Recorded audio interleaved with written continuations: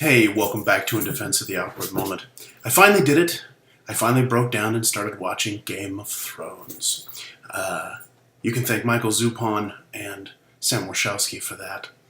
I figured that since it was such a hotly discussed show that maybe I'd do a podcast, video cast, whatever the heck you call these things that I stumble into every once in a while.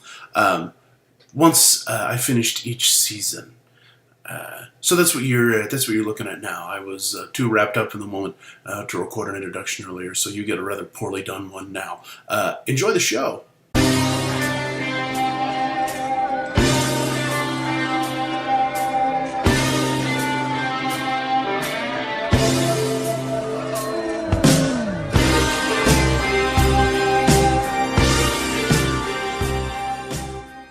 Welcome back to A Defense of the Awkward Moment. Joining me as usual on my video exploits is the excellent Michael Zupon. Hello. Game of Thrones Season 7 came out yesterday, I believe. Yesterday. Was episode 1. I'm assuming that you watched it. I did. Was it everything you hoped it would be? It was pretty damn epic. Alright. Since I'm pretty sure it's against the laws of even the internet to spoil Game of Thrones at this point, we won't talk about anything in Season 7. I haven't seen it yet. We have 6 whole seasons to talk I about. do. No, we've got one season and a little bit of Season 2. I guess this is now where I start laying down the spoiler card for anybody who hasn't seen Game of Thrones at all. In the last 7 years. all 2 of you. I resisted watching Game of Thrones for a really, really long time. I tried watching the pilot 3 times and I just couldn't get into it. But the thing with television, for me anyway, I know enough people with enough varied interests that generally if I want a television show that has excellent writing, I'll go talk to one person. Or if I want something that's got great action, I'll go talk to another person. And I'm a snob. I tend not to waste my time on lesser forms of entertainment when it comes to the TV. I'll freely admit that. Frivolities. But when every single one of my major sounding boards for different TV shows, everybody they kept on coming back to me going, really, you have to give it another chance. You have to give it another chance and make it through the pilot, and don't just make it through the pilot, but really let it go through Season 1. Let it run. Yeah, before you render any verdicts or form any opinions. And so I did. I finally tried watching the pilot again. Struggled mightily through it, were it not for the fact that I was kind of a captive audience. When I was watching the pilot again, I had a sleeping kitten in my lap, and so just kind of sat here watching it. Struggled mightily through the pilot, and then episode 2 immediately redeemed itself for reasons that I shall expound upon later. And I have now drilled my way through all of Season 1, and I'm several episodes into Season 2, and have formed opinions. And my first one is I'm not sure what all the fuss is about. Okay. I'm really not. And maybe this is the burden of greatness that people don't really appreciate greatness and it doesn't get as much PR, but my barometer for truly great television usually involves Aaron Sorkin. Sure. Somehow. I just... I think I can confidently say that Sorkin's TV shows never got the kind of buzz that Game of Thrones did. I don't ever recall The West Wing or Sports Night or The Newsroom or the Newsroom got a little bit more. The Newsroom got a little bit more buzz, at least on the HBO circuit, just because that was post West Wing, and The West Wing was clearly Sorkin's magnum opus. But I don't remember. I mean, this show, I think I'm right in saying that it was the most pirated. Yes. Show period for 6 years in a row. A crazy amount of downloads for this show. But I'm not sure what all the fuss is about. Having gotten through Season 1, having gotten several episodes into Season 2, It definitely got better after the pilot. Peter Dinklage is my spirit animal. I went back and watched the scene of him slapping Joffrey around like 4 times in a row. And it's like a little shot of nicotine. And There's a gif about it. Just never-ending imp slap. Oh my god! Just so good, so good. And it's not that I can't see what the appeal of the show is, but I certainly don't feel like it's worth the massive truckloads of hype that follow this thing around. And again, I'm a snob. I fully admit that I'm a snob. I'm a snob when it comes to my books. I'm a snob when it comes to my television shows. The writing is occasionally brilliant. The scene work is occasionally brilliant. But the rest of the time, it's stereotypical swords and sorcery. I don't know if any of you guys can hear. I've got a brand new kitten behind the door there, and he's just absolutely going nuts. He's in the dungeon. He's rolling around in the bathtub. There's a bathroom behind that door. He's rolling around in the bathtub like a goddamn furry pinball. So I'll apologize for all of the rattling around. I'm not keeping people tied up in my bathroom. At least not that bathroom. Yeah.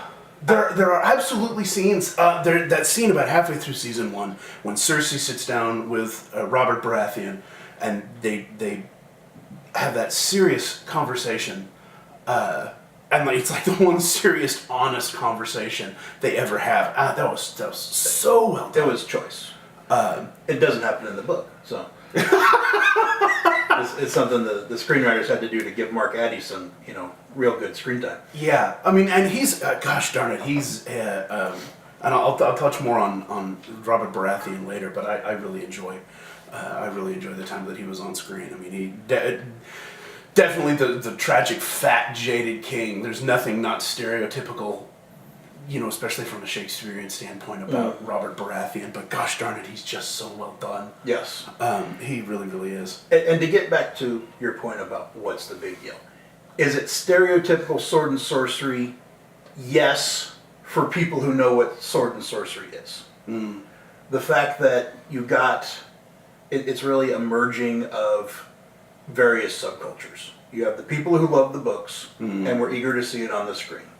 You have the D&D nerds who hadn't read the books, but hey, sword and sorcery, I like this. And now it's on the big screen. It's on the big screen. You have the people that go, boobs.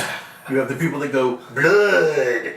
And then you have the people that enjoy the occasional sparks of fantastic acting from your Dinklages, your Charles Dances, your Mark Addies, on down the line. And then you have this emergence of brand new undiscovered talent, Maisie Williams. Arya? Arya. Is that Arya? Okay, Yeah. okay. The whatever pouty pretty boy Kit Harington that all the girls fell in love with. Oh my god. The Robb Stark who all the girls fell in love with. The Sansa Stark that all the, pervy boys fell in love with. So you had this mixture of fans from different, not stereotypes, different types coming together, each finding something that they liked about the show. That's fair. That's fair. Maybe a whiff of the zeitgeist. Yes. Maybe a whiff of the zeitgeist around it. I think one of my bigger gripes about that, I enjoy good storytelling, and that's one of the reasons why I put Sorkin on such a pedestal. I enjoy really, really good storytelling, and the Game of Thrones world is clearly huge, and you're clearly meant to care about all of it. You're clearly meant to be invested in all of it. But I really feel like the world building is quite poor, with one or two exceptions. The houses, the histories, even the principal cast members, the introductions to all of those things. I've watched the pilot 4 times now. I still can't tell you who 3/4 of the people in the show are. Half of them are so generic that I couldn't tell you one way or the other who they were. And the other half I just can't be bothered to care about, with of course one or two exceptions. The world building, it's such a big world and they make such a big deal out of it, and I really have a problem with how bad the world building is. I mean, we we had a conversation offline about who the Greyjoys are, for instance. And if that is mentioned anywhere in season 1, I would like to think that I'm not the hugest clot in the world. But if that's mentioned anywhere in season 1, it's done so quickly and so poorly that I missed it. And I tried to struggle through a Song of Ice and Fire, Song of Fire and Ice, Song of Ice and Fire, Ice and Fire. Tried to struggle through that book many moons ago, failed. I've never. I will go ahead and say that I've never read the books, and I just. It's like the pilot. You have to get into it a little bit. Past all that. Yeah, I just intros. You know the houses. There's supposed to be lots of houses. I know about House Stark, House Baratheon, House Lannister. Oh yeah, and House Targaryen. Now, just because of what's going on with Daenerys, and don't get me started about her. Well, those are the big 4 that show up in the opening credits. So. But there are other houses, and I couldn't tell you what the other houses were. Mm-hmm. And for the most part, I just as one example here, the Mad King, that they make such a big deal about. They talk about the Mad King an awful lot, who, as I understand it, was a Targaryen. Yes. But they don't really talk about why was he mad, what did he do that was so mad. Obviously, you're told that Jaime Lannister stabs him in the back, purportedly because he's mad. Mm-hmm. It is revealed, but I just there's suspense, but there's got to be enough fill and enough background to want to drag me along, and there's so much going on in this show, and the books. I've talked to a lot of people who have read the books, and a lot of people who have read the books have the same complaint, in that the world is huge, and George R.R. suffers from a little bit of Robert Jordan syndrome, in that some of the books tend to wander, and just when you get invested. Last year was the 20th anniversary of the first book. He's written 5 books in 20 years. I'll correct that. The first book came out in 96. The second book came out in 98. The third book came out in 2000. That's a pretty good track record. Since 2000, he's made 2 books.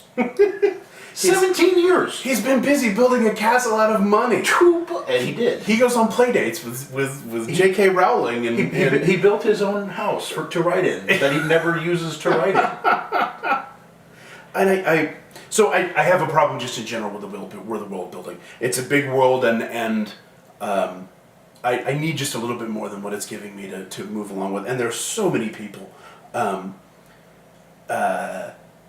The world itself, and we talked a little bit about this too, people in this world must be, in general, morons.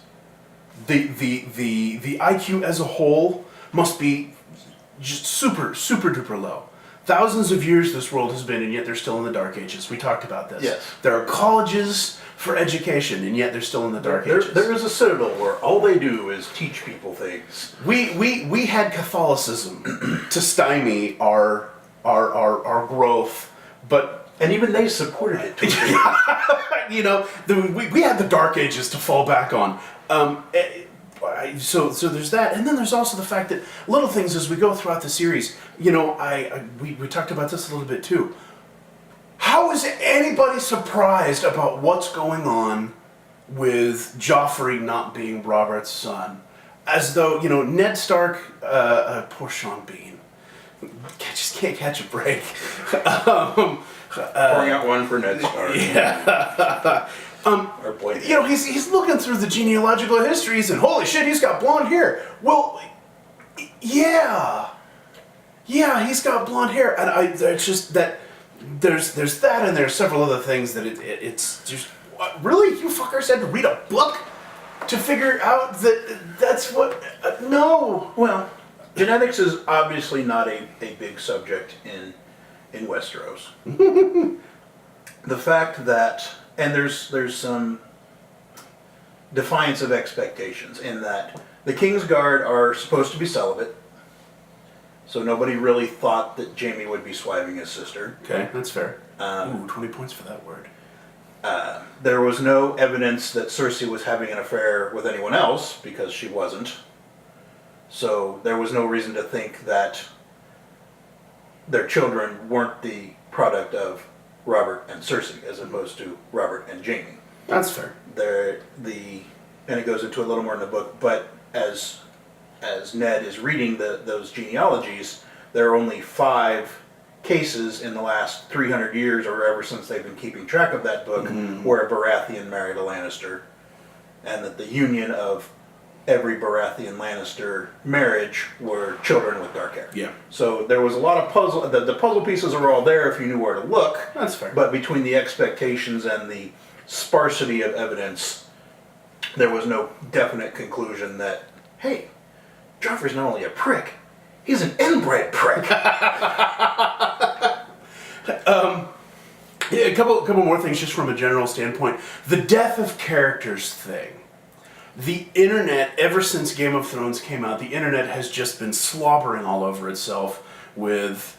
the book people do it too. Yeah, George R.R. Martin is killing everybody. They're the equivalent of red shirts. Yep. And we'll talk about this a little bit more in detail later on in this clip. The principal cast is readily identified, and you know that X, Y, and Z aren't going anywhere. And you know that P and D and Q, yeah, they're done. They might not be done in this first season, they might not be done in the second one, but they're done. They're expendable. Their book is written. Yeah, you know, Jamie and Cersei, they're going to be here till the end of season 7. Season 7's supposed to be the last season. Season 8. Seasons 1 through 6 were all 10 episodes. Season 7 or 8 are Seasons 1 through 6 is 10. Oh yes, 10 episodes. Sorry, go ahead. Yeah, 10 episodes each. Season 7 is supposed to be 8, and then season 8 is supposed to be 7. So there's basically a season and a half left to wrap all this stuff up. Okay. So yeah, towards the end, somebody's gonna get theirs. Jamie's gonna get his. Cersei's gonna get hers. Somebody's gonna get it. But he kills a lot of people. Well, yeah, they killed a lot of people in Star Trek too. They're just all wearing red shirts. You just never knew their names. That's the difference here. Some of them you know their names, and sometimes it's Sean Bean. Yes. You had to know he was going to die. You had to, not just because he was Sean freaking Bean, but you had to know he was going to die. He was too good for this miserable world. He really was. I'm interested now, having never read the books, and you have, the story, and I don't know if this is just the way that it's being presented on the television show. There are so many tropes, and the story is so predictable, based on where I'm sitting after having watched season 1, that at this point, I know how it ends. How does it end? I'm just waiting for people... you're just waiting for the rest of the story to catch up. The foreshadowing is so heavy-handed. And that smirk on your face. I'm just waiting to hear what you actually think is going to happen, so I can, Okay, well, let's. I'm going to skip past a couple of sections here in my document. Let's talk about Daenerys Targaryen. Oh, goody. She hurts my soul. Everyone's favorite Mary Sue. She hurts my soul so badly. And I'm sure that somebody somewhere has a perfectly reasonable explanation why you go in one episode from being terrified and mortified and all the other ifides about marrying somebody you've never met before, and it's very graphically an unpleasant honeymoon for her. But the very next episode, she meets a pleasure slave, and suddenly she wants to do everything that she can to be the bestest wife in the whole wide world. She got kung fu sex magic. Yeah, she got kung fu sex magic. So there's that. First and foremost, I was just kind of like, my wife started watching this show, and I'm so glad she came in after the first 2 episodes, because I just like... After the humping. Oh my God, that's so bad. And then there's the whole business with the dragon eggs. Having the dragons and thousands of blah, blah, blah, blah, blah, and the stone eggs and blah, blah, blah, and it's reported that if you get them hot, blah, blah, blah. How do you not know what's going to happen? Then she takes the eggs out of the charcoal brazier and her hands aren't burnt. It's like, really, people? That's so heavy-handed. And yes, at some point Daenerys Targaryen is going to come back over the Narrow Sea with an army full of Dothraki and dragons and kick somebody's teeth in. Now, will I be surprised if instead of kicking the teeth of the 7 nations in, she ends up saving the 7 nations from what is obviously also coming down from the North Wall, the White Walkers and all of Winter is coming. Yeah, the winter. If you don't believe it, just wait a minute, because someone will tell you that winter is coming. Yeah, but he's generally but that, that's another thing. She's either gonna rofle stomp the Seven Nations and become Queen Bitch of the world, or she's gonna rofle stomp everything north of the Wall and Become Queen Bitch of the world. Yeah, but that Queen Bitch of the world part is pretty foreshadowed. Yeah, and again, you use the expression Mary Sue, and gosh, darn it, that's so irritating. Daenerys hurts a lot of people's souls. Yeah, and the Joffrey thing. he's so gonna get dead. He is so gonna get dead, and he's not hanging around. I don't know this. I haven't looked up any spoilers. I'm 100% positive that he's gonna get himself dead in a bad way. Probably not nearly as bad. What my notes here? I hope he dies horribly and slowly and in high definition, so that I can enjoy it in slow motion over and over again. Period. Those are the notes that I have written down here. I'm certain that he gets dead, and that It's at least a 50-50 chance. Cute fucker. Yeah, Joffrey and Daenerys. I hate for completely different reasons. Joffrey, he's a little shit, and I want to drown him. Daenerys is just so. Not only is she stereotypically uninteresting, not only does she completely. She just wanders around with a giant foreshadowing hammer. It's not even a hammer, it's a bulldozer. There's no mystery whatsoever. You're waiting for what has to happen. All right, what boring sequence of events has to happen with her and the Dothraki? So that, how many seasons do I have to wait until her dragons are fully grown and they figure out how to make boats and then suddenly, hey, I'm here! How many seasons do I have to wait for that? Are the books like that?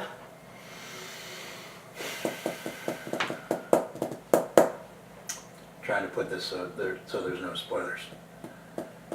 She is obviously the woman of destiny from, page 1. Yeah. How do I want to say this? You know she's going to get there, you just don't know what she's going to have to go through to get there. If it's... The path is not smooth. Well, yeah, but you know that the path isn't going to be smooth. It sets out from the very beginning. The path isn't going to be. It's again the stereotype. You say, but you also realize that she has extreme amounts of plot armor.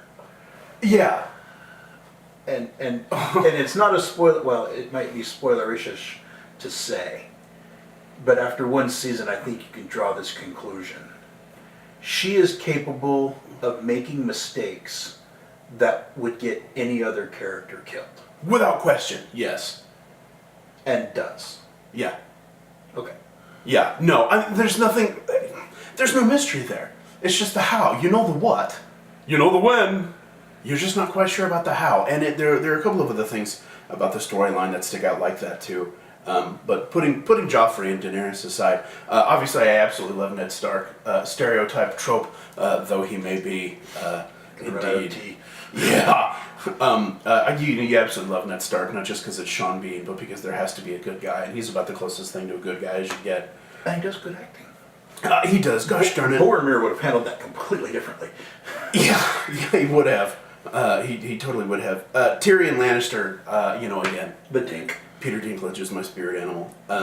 They just can't have him on the screen enough. Top billing. I saw that he had top billing as a season 2. Yep. Now that Sean Bean's not there, and I suspect that trend probably continues. Yep. Because he needs to be. I love the water dancer. I hope he's not dead. I really. It wouldn't surprise me if he was. Syrio Forel. Yeah. I said my notes. The water dancer, whose name I cannot remember. Syrio Forel. He was a great character. I love the interactions between him and Arya.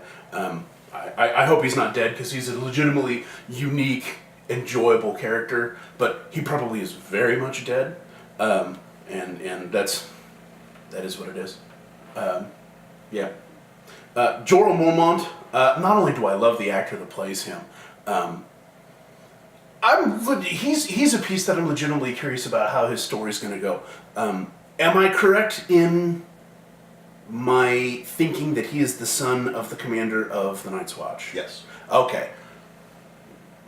So in terms of character predictions, sooner or later he's going to have to go toe-to-toe with Jon Snow, because they're going to run afoul of each other, and Jon Snow's got Longclaw, which was supposed to have gone to Jorah Mormont, and clearly went to Jon Snow instead. But he was a bad boy. Yeah, and you know what? I hope Jorah guts Jon and takes the sword, because he's a much more interesting character. Sorry, Kit Harington. You lose.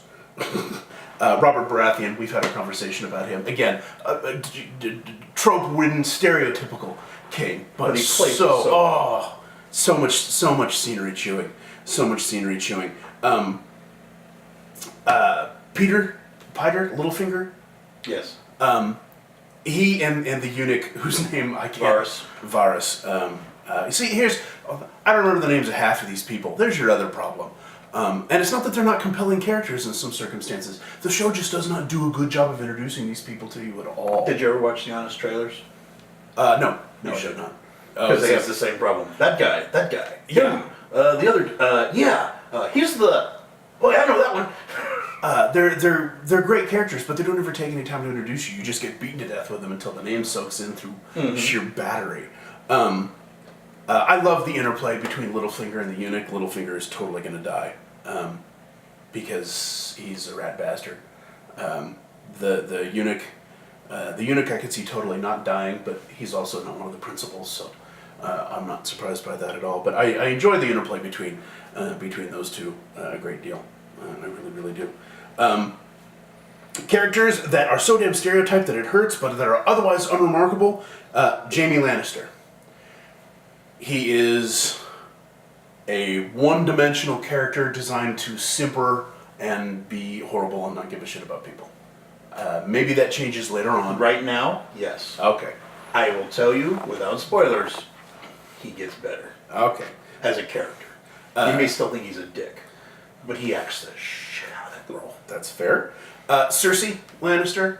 Also, Lena Headey, smoking hot, does haughty and arrogant and frigid Ice Queen so well. Plays that role so well, but is otherwise utterly unremarkable and completely transparent. But I hear that she gets a haircut. She does. I hear that she gets a haircut. Unfortunately, I'm not interested in how she gets her haircut. Sansa is useless and also stereotyped, and I hope she falls down a deep dark hole somewhere. You're not alone.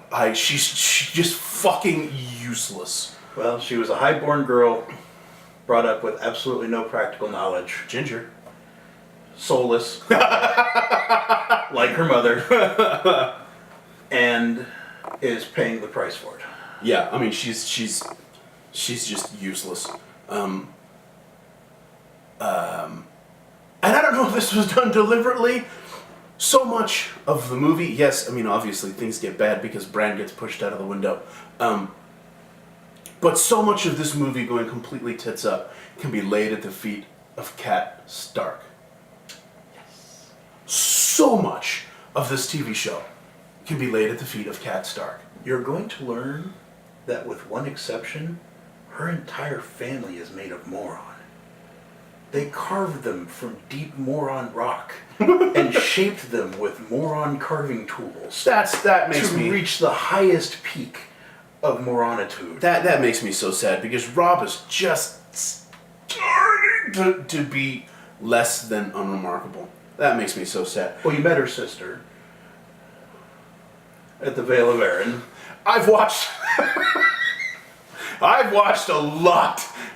I've watched a lot of weird shit on the internet.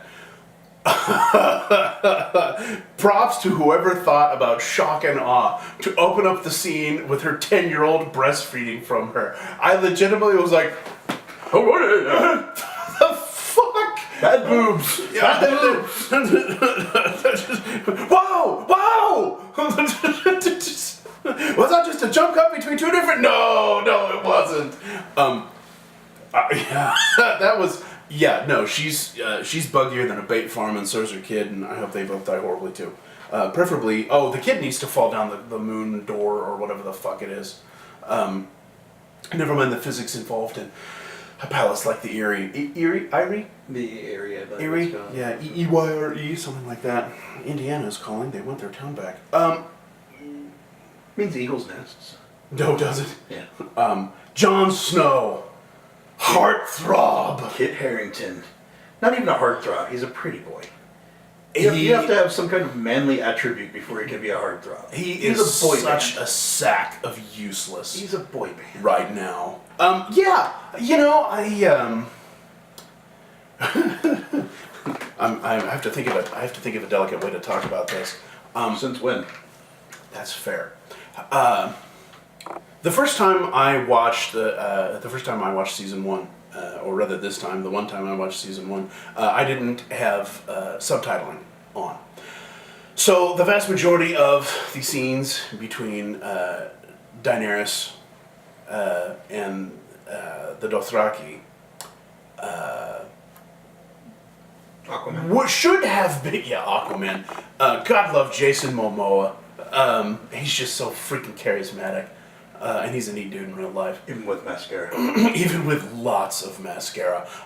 Didn't have subtitles. And at first I was like, wow, it's kind of frustrating. I don't know what the Dothraki are saying. Then I started watching and I'm like, wait, I don't need to know what the Dothraki are saying because this storyline is so bloody damn awful that you know what's going to happen. The brother comes into the room who's, I have no idea what sack of useless they found to play Danny's brother, but he did a winning job. Your job is to be so annoying that everybody hopes you die quickly. Well done, dude. I have no idea. Good job, Viserys. You fulfilled your role. Yeah. He comes into the tent and badmouths people, and so they start talking in Dothraki. Yeah, you don't have to know what they're saying. I'm gonna fuck him up. I am going to whoop his ass. Yeah. After the poisoning happens, Khal Drogo comes in, walks over to her, kisses her forehead, mutters a couple of things to her that clearly means something along the lines of, oh, hey, baby, I'm glad you're okay. And then he starts ranting and raving and hopping around the fire, which roughly translates to, I'm gonna go fuck them up! And then the scene ends, and you're like, oh, okay, I guess I didn't need subtitles for that after all. And then, fast forward to the next big scene where they're talking. Daenerys has just stopped a bunch of the Dothraki raiders from raping and pillaging, and so one of them comes into the tent and complains to Khal Drogo that, hey, she stopped from raping and pillaging, and eventually that escalates. But, again, you don't need the subtitles, and that's... They're very basic people. But that's... I just feel that that kind of encapsulates the whole experience for me.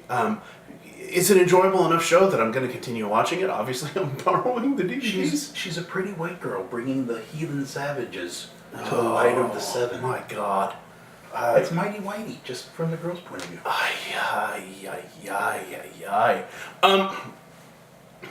I want so badly to be interested in Arya Stark, and I'm just struggling with it.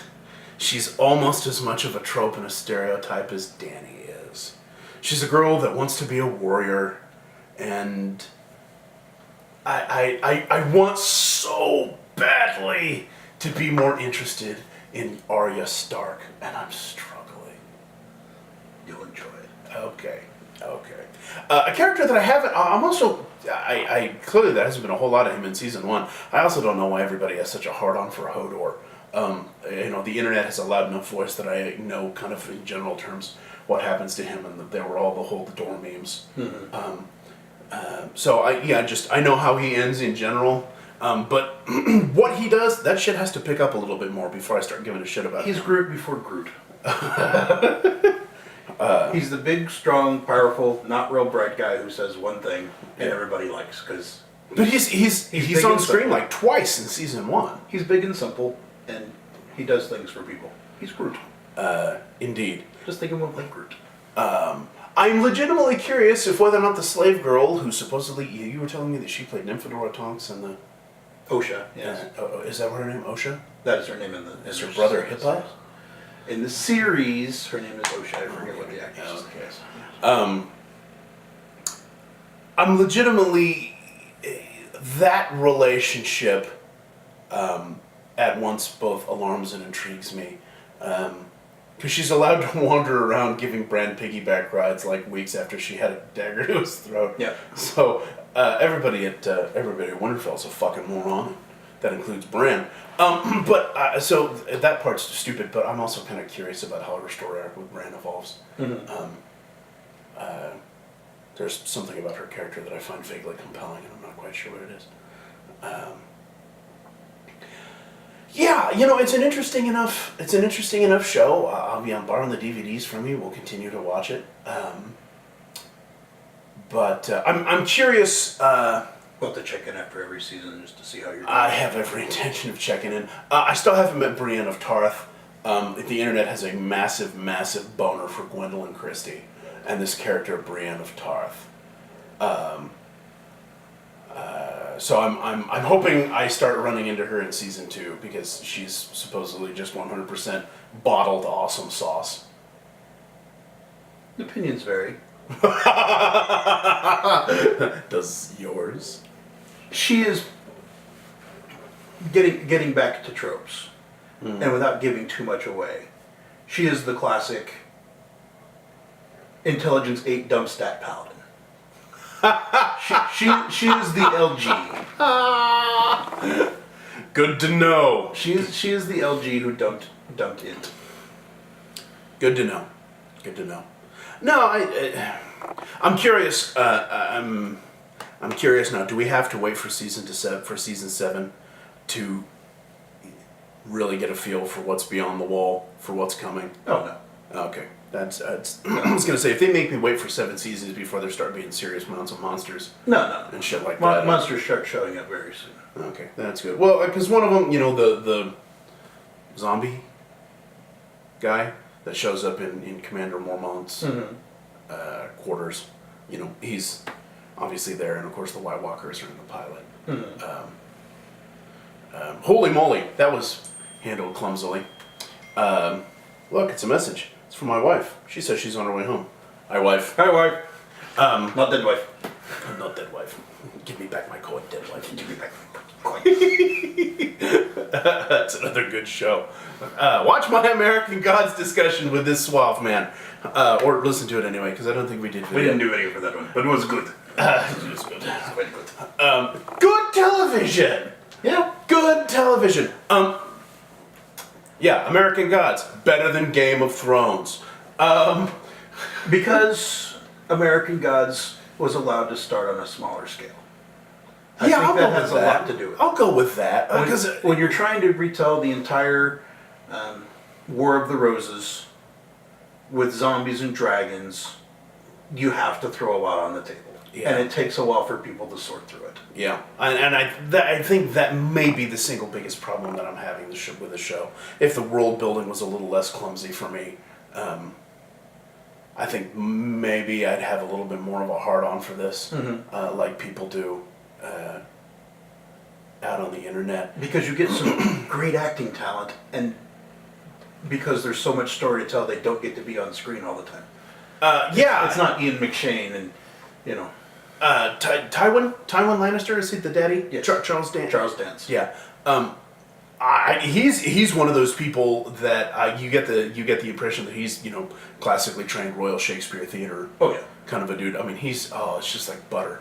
Oh, yeah. Oh God, the other guy who makes me think of Louis Wingo for some reason.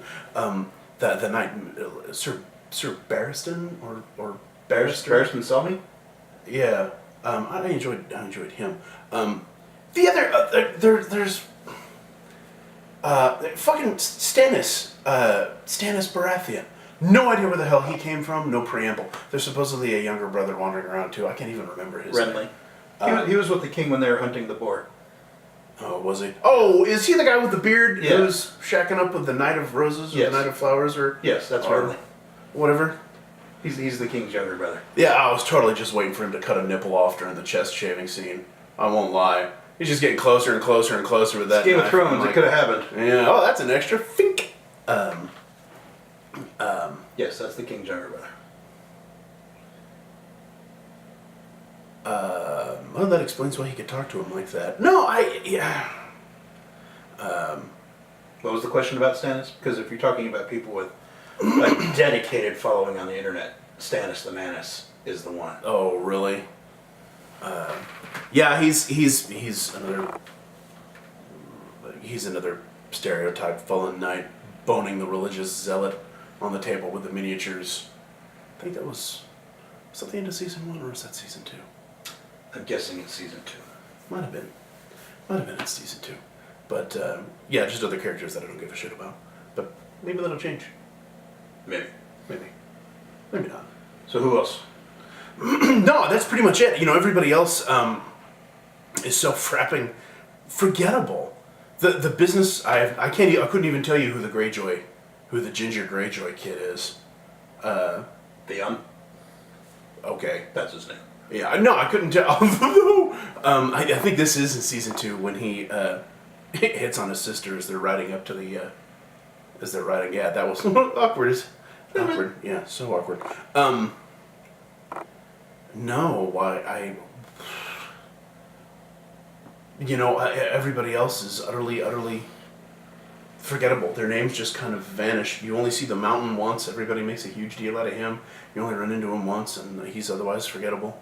You run into the Hound a couple of times, and there's a little bit of backstory there when Littlefinger tells the story of how his face got all muggly to, I think it was Sansa.